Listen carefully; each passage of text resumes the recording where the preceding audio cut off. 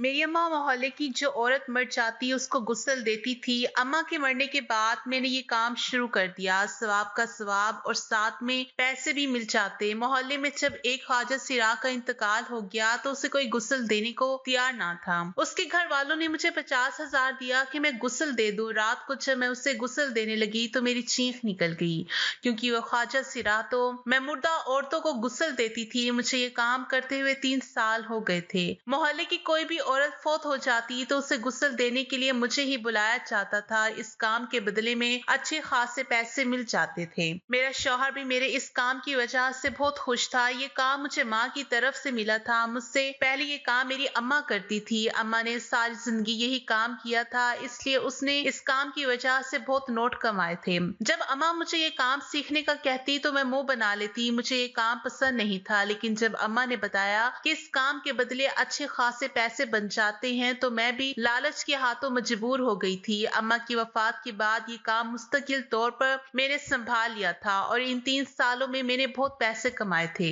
मैंने शादी के बाद ये काम जारी रखा था। मेरी शादी इस मोहल्ले के लड़के अमजद से हुई थी और अमजद ने मुझे ये काम जारी रखने की इजाजत दे दी थी। चंद दिन पहले ही हमारे मोहल्ले में एक अमीर औरत फौत हुई थी। शुगर की वजह से उसका जिस्म गल चुका था। वो औरत चूंकि मासूर थी, इसलिए पेशाब भी बिस्तर पर ही करती थी। उसके कपड़े और जिस्म से नागवार सी बदबू भी आ रही थी। मेरी तबीयत खराब हो गई थी। मैंने उसे गुस्ल देने से इनकार कर दिया था। उस औरत की बेटी ने बताया था कि वो पहले किसी और इलाके से गुस्ल देने वाली को बुला लाई थी, लेकिन उसने उसकी इस माँ को गुस्ल देने से इनकार कर दिया था। इनकार तो मैंने भी कर दिया था, लेकिन जब उसने मुझे 15,000 रुपए दिए तो मैं लालच में आ गई और मैं उस औरत को गुस्ल देने पर राजी हो गई थी। इस तरह मैंने एक ही रात में सिर्फ 2 घंटों के अंदर अंदर 15,000 रुपए कमा लिए थे। वैसे देखा जाए तो ये सवाब का काम भी था और पैसे भी मिल जाते थे। हमारे मोहल्ले में एक घर ऐसा भी था जहाँ पर चंद ख्वाजा सिरा रहते थे। वो ख्वाजा सिरा अपने मोहल्ले के अलावा दूसरे मोहल्ले में भी जाकर घर घर में भीख मांगते थे। उनमें ख्वाजा सिरा एक नौजवान था। वो बेहद खूबसूरत और दुबला पतला था। अक्सर वही हमारे घर भीख मांगने आता था। जब वो भीख मांगने आता था तो मैं खुद ही उसे भीख देने जाती थी। वो मुझे बहुत अच्छा लगता था। उसका नाम शबनम था और कहीं शादियों के फंक्शन होते तो लोग उन्हें बुलाते थे। कुछ दिन पहले ही हमारे मोहल्ले में एक शादी हुई थी तो उन्होंने ख्वाजा सिराओं को भी बुलाया था। उनमें शबनम भी शामिल था। शबनम बहुत खूबसूरत डांस करता था। जब वो डांस कर रहा था तो लोगों ने उस पर नोटों की बरसात कर दी थी। उस रात उन्होंने बहुत पैसा कमाया था और वो खुश होकर गए थे। ख्वाजा सिराओं में अगर कोई फौत हो जाता तो मर्द ही उसे गुस्ल देता था। उन्होंने कभी भी मेरी अम्मा या मुझे नहीं बुलाया था। एक दिन ख्वाजा सिराज शबनम भीख मांगने आया तो मैंने उसे 20 रुपए दिए भी। पैसे लेने के बाद वो मुझे कहने लगा, बाजी क्या कुछ खाने को मिल सकता है, बहुत भूख लगी हुई है। घर में भी कुछ खाने को नहीं था। मुझे इस पर तरस आ गया था और मैं नहीं जानती थी कि मुझे इस ख्वाजा सिराज से क्यों इतनी हमदर्दी और अपनायत थी। हालांकि मैं शादीशुदा और 2 बच्चों की माँ थी। मैंने शबनम को बैठक में बिठाया और उसे खाना दिया। उसने खाना खाया और मुझे दुआएं दी। मोहल्ले के लोगों ने ख्वाजा सिरा को मेरे घर दाखिल होते देख लिया था। कहते हैं ना कि जितने मुंह उतनी बातें। लोगों को तो बातें बनाने के लिए मौजू ही चाहिए होता है। लोगों ने इस बात का गलत मतलब ले लिया और मेरे शौहर को भड़काया। न जाने उन्होंने क्या क्या बातें अमजद से कही। अमजद जब शाम को घर आया तो वो बहुत ही गुस्से में था। उसने मुझसे बदतमीजी की और कहा कि मैंने ख्वाजा सिरा शबनम को बैठक में क्यों बिठाया था। आखिर तुम्हें उससे क्या काम था, क्या लगता है वो तुम्हारा? पूरे मोहल्ले वाले बातें बना रहे हैं। मैंने अमजद के सामने सफाई पेश की कि मेरा उससे कोई ताल्लुक नहीं है। वो भूखा था तो वो खाने को कुछ मांग रहा था और मुझे उस पर तरस आया तो मैंने इंसानी हमदर्दी के तहत उसे बैठक में बिठाकर खाना खिला दिया। इसमें गुस्सा करने वाली क्या बात है? अमजद को मेरी बात समझ में आ गई थी, इसलिए वो खामोश हो गया था। बाद में उसने कहा कि आइंदा इस बात का ख्याल रखना। ख्वाजा सिराज शबनम जब भी आता था तो खाने के लिए कुछ ना कुछ मांग लेता था। मैं उसे खाने के लिए घर में कुछ पड़ा होता तो दे देती थी और वो अपने साथ ही ले जाता था। वो मुझे बहुत दुआएं देता था। मुझे उसकी दुआएं सुनकर बहुत ही खुशी और सुकून मिलता था। न जाने शबनम में क्या कशिश थी कि मैं उसकी तरफ खींचती ही चली जा रही थी। जिस दिन मैं उसे देख ना लेती मुझे सुकून नहीं आता। कभी कभी तो वो भीख लेने नहीं आता था तो मुझे बेचैनी सी होने लगती थी कि मैं सारा दिन उसको लेकर परेशान रहती थी कि वो आज सारा दिन क्यों नहीं आया। उसके साथ क्या मसला हो गया होगा, कहीं उसकी तबीयत तो खराब नहीं हो गई होगी। लड़कों के बारे में तो मैंने बहुत सुना था कि उन्हें ख्वाजा सिराओं से मोहब्बत हो जाती है और उनसे दोस्तियां भी करते हैं। यहाँ तक कि मैंने कुछ ऐसे किस्से भी सुन रखे थे कि कई लड़कों ने ख्वाजा सिराओं से शादी भी की है, लेकिन मैं शायद दुनिया की पहली लड़की थी जिसे ख्वाजा सिरा अच्छा लगता था। मुझे उससे वो मोहब्बत नहीं थी जो लड़के और लड़की के दरमियान होती है। ये कोई अजीब सा जज्बा था जिसे मैं भी नहीं समझ पा रही थी और ना ही इस जज्बे को कोई जुबान दे रही थी। एक बार तो हद ही हो गई, 4 दिन गुजर गए लेकिन शबनम का चक्कर नहीं लगा था, जिसकी वजह से मैं बेहद परेशानी में मुब्तला हो गई थी। मुख्तलिफ सोचें दिमाग में आ रही थी। पता नहीं शबनम को क्या हो गया था, वो आखिर क्यों नहीं आ रहा था। आखिर मैंने 5वें दिन अमजद के जाने के बाद चादर ओढ़ी और अपने बेटे को पड़ोसन के यहाँ हवाले करके ख्वाजा सिरा के घर पहुंच गई। घर पर ख्वाजा सिरा मौजूद थे। ख्वाजा सिरा ने बताया कि शबनम की तबीयत खराब है और वो अपने कमरे में सो रहा है। बाकी ख्वाजा सिरा अपने काम पर गए हुए थे। मैं शबनम से मिलना चाहती थी लेकिन वो सो रहा था, इसलिए मैं वापस घर आ गई। उसकी बीमारी का सुनकर मुझे बहुत अफसोस हुआ था। मैंने नमाज के बाद उसकी सेहत याबी के लिए दुआ की। फिर एक हफ्ता गुजर गया लेकिन शबनम नहीं आया। उसकी तबीयत संभल नहीं पा रही थी और मेरी परेशानी भी अमजद ने भी भांप ली थी। तभी एक दिन उसने मुझसे पूछ ही लिया कि क्या बात है आरफा, मैं काफी दिनों से देख रहा हूँ कि आजकल तुम्हारा ध्यान कहीं और लगा हुआ है, किस बात को लेकर परेशान हो। मैं गड़बड़ा गई थी। आखिर उसे पता चल जाता कि मैं शबनम की वजह से परेशान हूँ तो उसने या तो मेरी जान निकाल देनी थी या मुझे तलाक दे देनी थी। कोई भी गैरतमंद मर्द कभी भी नहीं चाहेगा कि उसकी बीवी किसी ख्वाजा सिरा में दिलचस्पी ले। ऐसे मर्द तो खड़े खड़े ही अपनी बीवियों को तलाक दे देते हैं। मैं तलाक नहीं चाहती थी, मैं अपना हंसता बसता घर उजाड़ना नहीं चाहती थी, इसलिए मैंने बहाना बनाया कि मुझे अम्मा की बहुत याद आ रही है, इसलिए सारा दिन उसी के बारे में ही सोचती रहती हूँ। मेरा ख्याल था कि मेरी बात सुनकर अमजद टल जाएगा, लेकिन वो टला नहीं बल्कि तंजिया लहजे में बोला कि अम्मा की याद आ रही है या ख्वाजा सिरा शबनम की। मैं फटी फटी नजरों से अमजद को देखती ही रह गई। उसकी बात मेरे दिल में तीर की तरह लगी थी।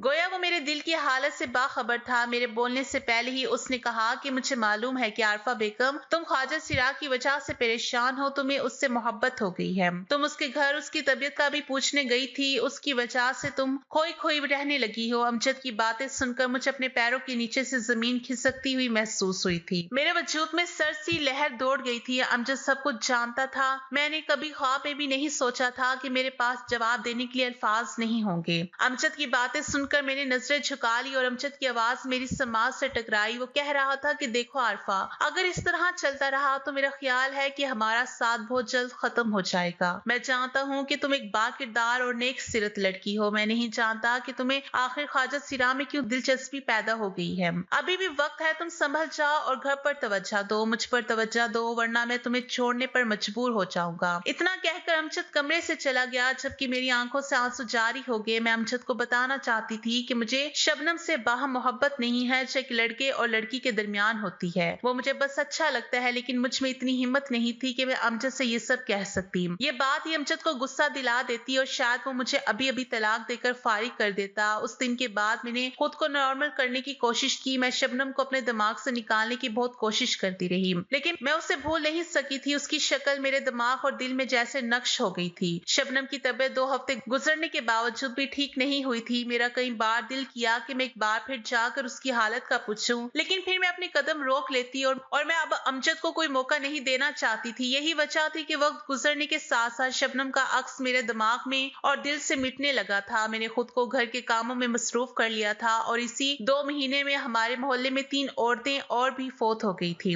इन्हें मैंने ही गुस्ल दिया था, सवाब भी कमा लिया था और पैसे भी कमा आई थी। अमजद एक ऑफिस में मामूली तनख्वाह पर मुलाजिम था। उसकी तनख्वाह से घर चलना मुश्किल था, इसलिए मैं गुस्ल से कमाने वाले पैसे भी घर पर लगा देती थी। अमजद अपने माँ बाप का इकलौता बेटा था और उसके माँ बाप दुनिया में नहीं थे। मैं भी माँ बाप की इकलौती ही बेटी थी, इसलिए हम दोनों ही एक दूसरे का सहारा थे। रफ्ता रफ्ता मैं अपनी जिंदगी में लौट आई थी और हमारी जिंदगी हंसी खुशी गुजर रही थी। शबनम जब से बीमार हुआ था वो दोबारा हमारे घर के दरवाजे पर भीख मांगने नहीं आया था, इसलिए मैंने भी उसके बारे में सोचना छोड़ दिया था। उसकी खातिर मैं अपना घर बर्बाद नहीं करना चाहती थी। मैं अक्लमंद थी, इसलिए संभल चुकी थी। 2 महीने ही गुजरे थे कि एक दिन जोहर के बाद मस्जिद के स्पीकर से किसी ख्वाजा सिरा के इंतकाल का ऐलान हुआ था। मैं घर के काम में मसरूफ थी, इसलिए मैंने तवज्जो नहीं दी। शाम का वक्त था जब कुछ ख्वाजा सिरा हमारे घर के दरवाजे पर आए और अमजद उनकी बात सुनने गया था। उसने ख्वाजा सिरा को बैठक में बिठाया और कमरे में आकर बोला, आरफा बेगम, कुछ ख्वाजा सिरा तुमसे मिलना चाहते हैं।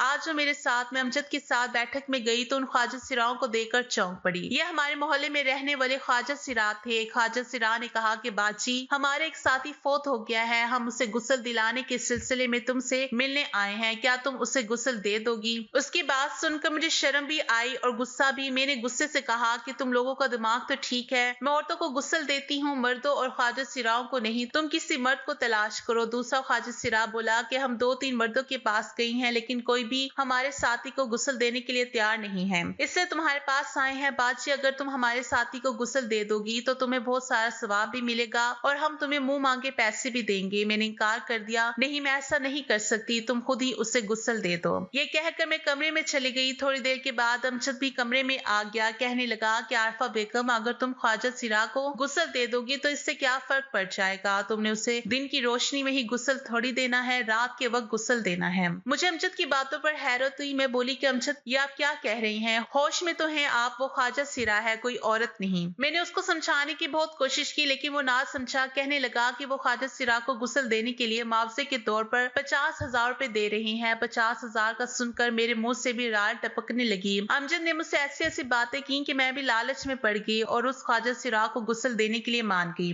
लालच ही बुरी बला है। हम दोनों मियाँ बीवी भी लालच में पड़ गए थे। अमजद ने ख्वाजा सिरा को फोन कर दिया कि मेरी बीवी तुम्हारे साथी को गुस्ल देने के लिए तैयार हो गई है। गुस्ल रात के 10 बजे दिया जाएगा ताकि किसी को ये पता ना चल सके कि गुस्ल मेरी बीवी ने दिया है। एक ख्वाजा सिरा को गुस्ल देने का सोचकर ही मैं खुद को अपनी ही नजरों में गिरता हुआ महसूस कर रही थी, लेकिन 50,000 कम रकम नहीं होती। रात के 10 बजे मैं अमजद के साथ ख्वाजा सिरा के घर की तरफ रवाना हो गई। मैं उस घर की तरफ जा रही थी जहाँ शबनम रहता था और सोचा कि इस बहाने शबनम की खैर खैरियत का भी पता चल जाएगा। ख्वाजा सिरा की मैयत गुस्ल के लिए कमरे में बिल्कुल तैयार पड़ी थी। उसके चेहरे पर कपड़ा था, सब चीजें कमरे में मौजूद थी। नाइट बल्ब जल रहा था। मैंने सबको बाहर भेज दिया और मैयत को गुस्ल देने के लिए फर्श पर बैठ गई। मैंने उसके चेहरे से कपड़ा हटाया तो उसकी शक्ल देखकर मैं दंग रह गई। ये तो ख्वाजा सिरा शबनम था। शबनम जो मुझे अच्छा लगता था। मेरे मुंह से चीख निकलते निकलते रुक गई थी। मुझे तो यकीन ही नहीं आ रहा था कि शबनम फौत हो गया है। हालांकि दिन में इसकी मौत का ऐलान भी हुआ था, लेकिन मैंने तवज्जो नहीं दी थी और मुझे बहुत दुख हो रहा था और मेरी आंखों से बेख्तियार आंसू निकल आए। कभी सोचा भी नहीं था कि मैं किसी ख्वाजा सिरा की मैयत को भी गुस्ल दूंगी। शबनम बीमारी की वजह से सूखकर कांटा हो गया था, वो तो पहचाना ही नहीं जा रहा था। मैंने नाइट बल्ब की रोशनी में शबनम को गुस्ल देना शुरू किया।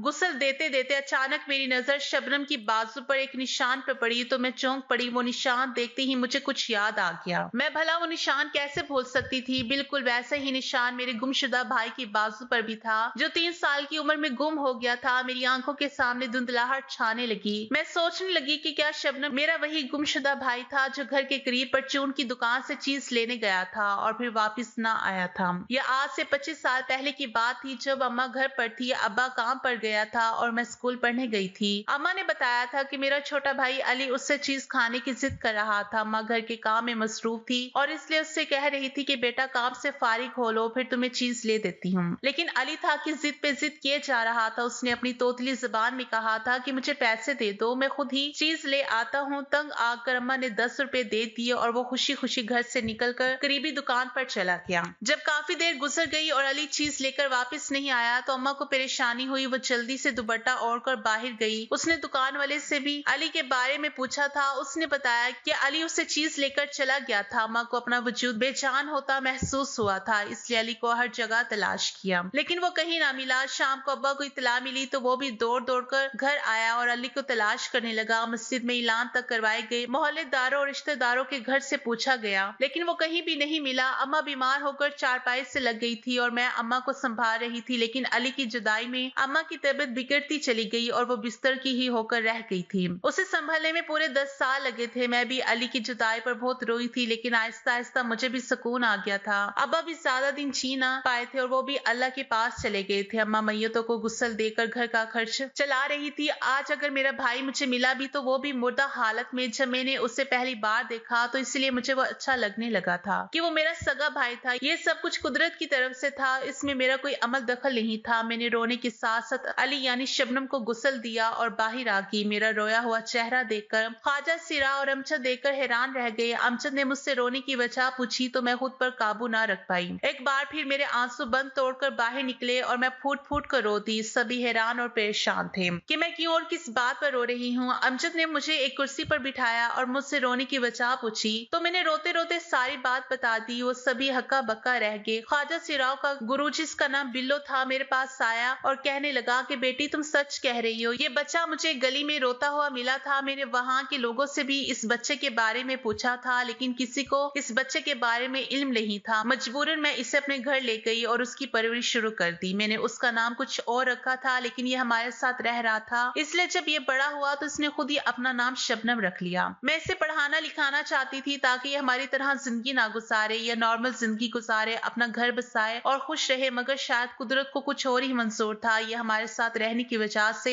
हमारे जैसा ही बन गया था। शबनम ख्वाजा सिराहा नहीं बल्कि एक मर्द था और उसे जिगर का कैंसर था। मेरे पास जितने पैसे थे मैंने उसका इलाज कराया, लेकिन ये कुछ अरसा तो ठीक रहा और फिर बीमार पड़ गया। अब हमारे पास पैसे खत्म हो चुके थे, इसलिए इसका इलाज नहीं करा सके थे। आज वो हमें छोड़कर अल्लाह के पास चला गया। इतना कहने के बाद गुरु ने फूट फूट कर रोना शुरू कर दिया। शबनम की नमाज जनाजा सुबह 10 बजे पढ़ाई गई थी। नमाज जनाजा में अमजद ने भी शिरकत की थी। मैं अपने भाई की जुदाई पर रो रो कर हलकान हो गई थी। इस मौके पर अमजद ने ही मुझे सहारा दिया और शाम को इसने मुझसे कहा कि आरफा मुझे माफ कर दो, मैंने तुम्हें गलत समझा था, लेकिन मैं जानता भी नहीं था कि वो तुम्हारा सगा भाई है। मेरी जगह अगर कोई और मर्द होता तो वो भी यकीनन वैसा ही करता जैसा मैंने किया। मैंने जवाब में कहा कि अमजद मुझे शबनम अच्छा जरूर लगता था, लेकिन मेरी नियत में कोई खोट नहीं था। मेरे दिल में वो जज्बा नहीं था जो एक औरत के दिल में एक मर्द के लिए होता है। कुदरती बात थी कि मैं उसकी तरफ खींचती चली जाती और मैं आपकी अमानत हूँ और आपकी अमानत में खयानत करने का सोच भी नहीं सकती। काश मुझे पहले ही पता चल जाता कि वो मेरा सगा भाई है तो मैं उसका इलाज कराने की कोशिश करती। और इतना कहकर मेरी आंखों से आंसू रवा हो गए। अमजद ने मुझे अपनी बाहों में समेटा और तसल्ली दी कि खुदा के काम खुदा ही जानता है, शायद कुदरत को यही मंजूर था। अल्लाह पाक उसकी मगफिरत फरमाए, आमीन या रब्बुल आलमीन। दोस्तों, अगर आपको हमारी कहानी पसंद आई है तो नए आने वाले दोस्तों से गुजारिश है हमारे इस चैनल को सब्सक्राइब जरूर करें। शुक्रिया।